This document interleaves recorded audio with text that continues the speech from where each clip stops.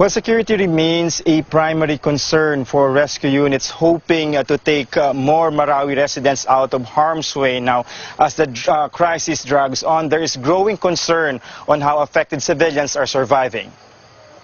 Some crackers and water. This is the first meal these children are having, more than a day with having nothing to eat. They are among dozens of civilians brought to safety at the provincial capital on Wednesday. As intense fighting rages, more residents trapped in the crossfire are rescued. They have been spending the past 8 days hiding, starving, but too afraid to come out of their homes. This woman shares she had to muffle the cries of her frightened children for each loud burst of gunfire. Ay, hindi namin, tinaktak namin yung bungawan nila para hindi makaiyak. O, para walang makarinig. Baka may pumasok sa amin, nakapatayin kami. Some residents are still emotional when recalling the horrors of their experience. These men, all in their early 20s, are, however, thankful they made it alive.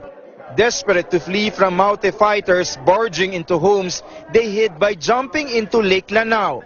Even if one did not know how to swim, they all stayed afloat for 3 hours until help came. Hindi, hinawakan lang namin para makasama namin, para hindi maiwanan. Kaming tatlo, at andun kami sa ilalim ng tubig. Naghihintay kami hanggang gumabi bago kami pumunta dito. Kung hindi kami nakatago doon sa ilalim, siguro pati kami nabaril nila. While authorities claim to have taken control of most of Marawi City, rescue missions remain slow and dangerous.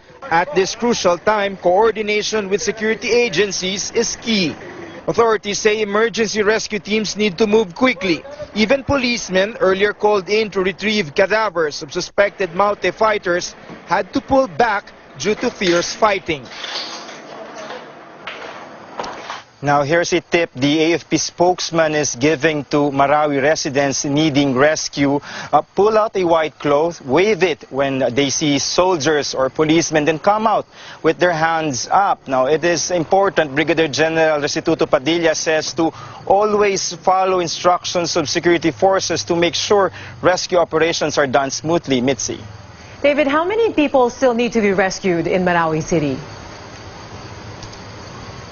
Well, the Crisis Management Committee puts it at around 2,000 individuals, and most of them are living on the other side of the Agus River, which is just blocks away from where the intense fighting is concentrated. Now, unless authorities regain full control of these areas, it will be difficult for rescue teams to pull out residents trapped inside their homes. Now, while there is an average of about 20 to 30 people rescued each day, it looks like this is going to be a long, difficult process. Now, rescuers have also to keep in mind that many of these trapped residents are going hungry and running out of supply. Mitzi. A long, difficult process indeed. Thank you for your reporting. David Santos there live from Marawi City.